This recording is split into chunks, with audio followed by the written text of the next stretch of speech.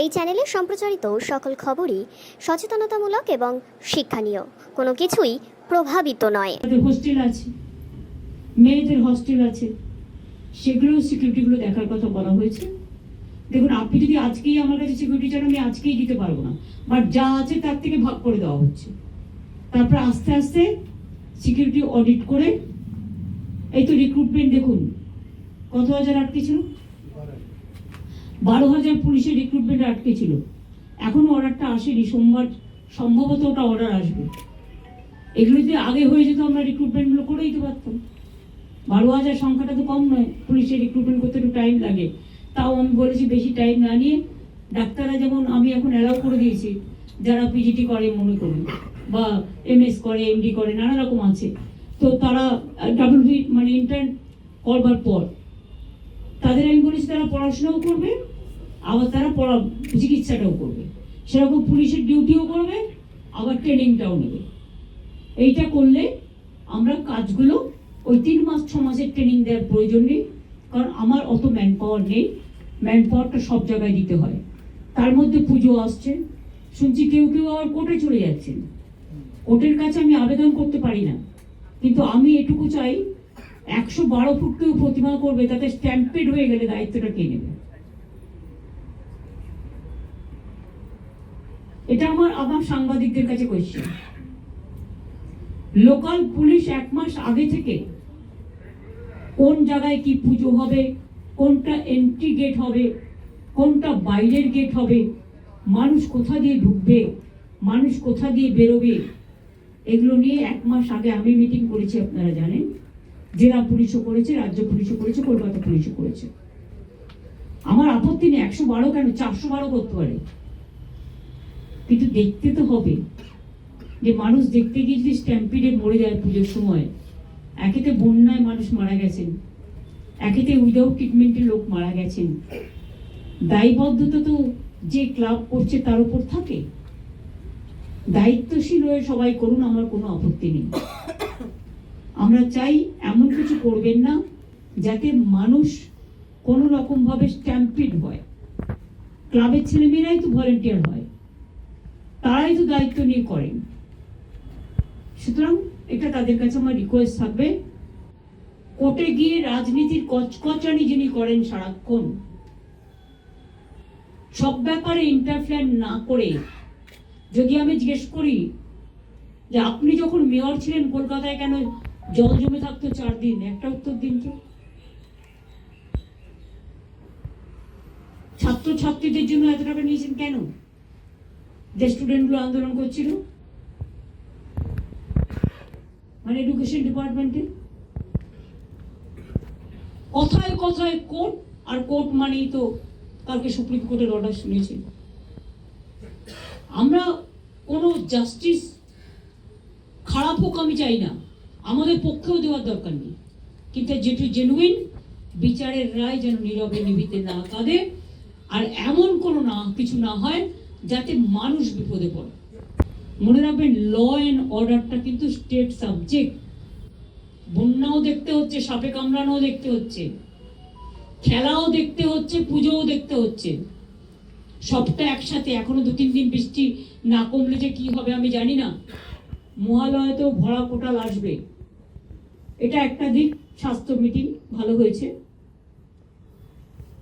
দ্বিতীয়ত, আজকে আমেরিকান কাউন্সিলেটের সাথে আমাদের অনেকক্ষণ কথা হয়েছে, যেখানে আমি চিফ সেক্রেটারি, আলাপন বন্দ্যোপাধ্যায় আমরা ছিলাম, ও যেহেতু WBIDC চেয়ারম্যানও আছে। যেটা আপনারা জানেন, এটা আমি চিফ সেক্রেটারিকে বলবো একটু ব্রিফ করে দিতে, যে আমরা যে আলোচনাটা করেছি। যেটা মাননীয় মুখ্যমন্ত্রী ওনার সঙ্গে আলোচনা হলো কাউন্সিল জেনারেল সঙ্গে, বেসিক্যালি জেনারেলি যেহেতু উনি নতুন এসেছেন সেই জন্য একটা কার্টসি কল হচ্ছিল।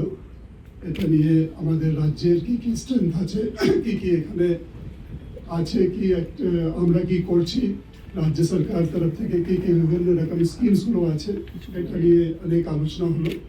উনিও জানতে পারলেন আমাদের এখানে রাজ্যের কি স্ট্রেংথ আছে এবং কীভাবে আমাদের রাজ্যে এগোচ্ছে, আমাদের জিএসডিপি কীভাবে বাড়ছে, কীভাবে আমরা এটা করছি। তাছাড়া যেটা মূল উদ্দেশ্য ছিল, যেটা আপনারা জানেন, ইউনাইটেড স্টেটস অফ আমেরিকা ও ইন্ডিয়ার মধ্যে যে এগ্রিমেন্ট হয়েছে রিগার্ডিং সেমিকন্ডাক্টর ব্যাপারে, সেই ব্যাপারে আলোচনা হলো।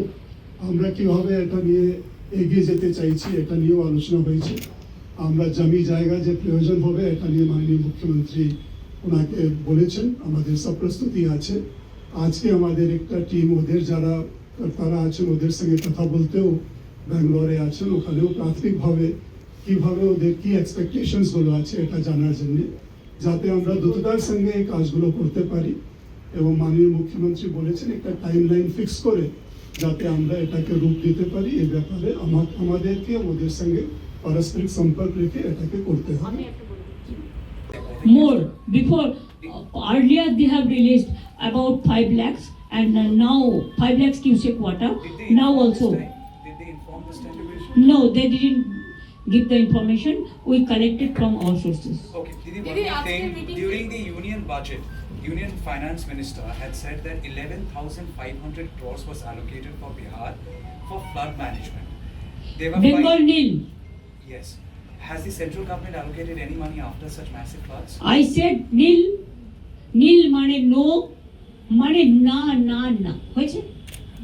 দিদি আজকে মিটিং এই নিয়ে বলছি, রাত্রিরে- আপনি অনেকগুলো ডিসিশনের কথা বললেন, মিটিং এ ডিটেইল আলোচনা হয়েছে।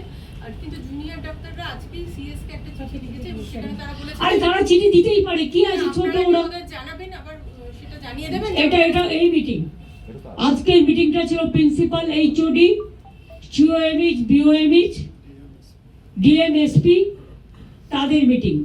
এটা এভরিথিং ইজ বিন কভার্ড। দিদি, রাত্রিরের সাথে অ্যাপটা কবে নাগাদ চালু হয়ে যাবে?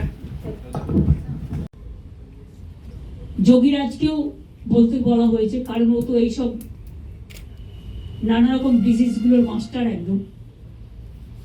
তারপরে ডিস্ট্রিক্ট হসপিটালও বলেছেন, এইচওডিরাও বলেছেন, ডিএমওএইচ, সিএমওএইচদেরও কনফিডেন্সে নেওয়া হয়েছে, তারাও অ্যান্টিভেনাম আছে কিনা জিজ্ঞেস করা হয়েছে। সুতরাং মিটিংটা ভালো হয়েছে এটুকু আপনাদের বলতে পারি, পজিটিভ মিটিং। এবং প্রত্যেকের সাথে কথা হলো, আলোচনা হলো। আর যেখানে যেটুকু প্রবলেম আছে চিফ সেক্রেটারি, হেলথ সেক্রেটারি বসে সেগুলোকে দেখে নেবেন। আর DG police Surajit Purkayastha audit, security audit যেটা সেটা করে নেবেন। বাদ বাকি রাত্রির সাথীতে যে প্রজেক্টগুলো আমরা করেছি, দুটো বাদ দিয়ে, যেটা সুপ্রিম কোর্ট বাদ দিয়েছে, বাদ বাকিটা টোটালটাই দায়িত্বভার একটা হসপিটালের প্রিন্সিপাল থাকেন, এমএসবিপি থাকেন, এইচওডিরা থাকেন। এইচওডিরাও খুব ইম্পর্টেন্ট রোল প্লে করেন, তার পুরো ডিপার্টমেন্টের দেখার দায়িত্ব তার। সুতরাং তাদের কোনো প্রবলেম থাকলে অ্যাপ সিস্টেম করা, অ্যালার্মিং সিস্টেম করা, এই কাজগুলো সমস্ত করার জন্য বলা হয়েছে, করে রেখে দিয়েছি। এবং ওনারা একটা জমি দেখেছেন, এবং লুলু গ্রুপও কিন্তু আসছে, ওনাদের জন্যও কিন্তু একটা জমি অলরেডি আমাদের দেখানো হয়েছে।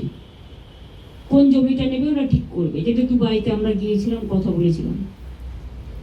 এবং এই সেন্টারটা হলে এটা একটা গ্লোবাল ফেনোমেনা, যেটা আমাদের ট্যালেন্টকে ইউজ করতে পারবে খুব ভালো করে। এবং ইনফ্রাস্ট্রাকচারটা স্পেশালি মেধাকে অনেক এগিয়ে নিয়ে যাবে, কারণ আমাদের ছেলেমেয়েরা খুব talented, their skill is very good,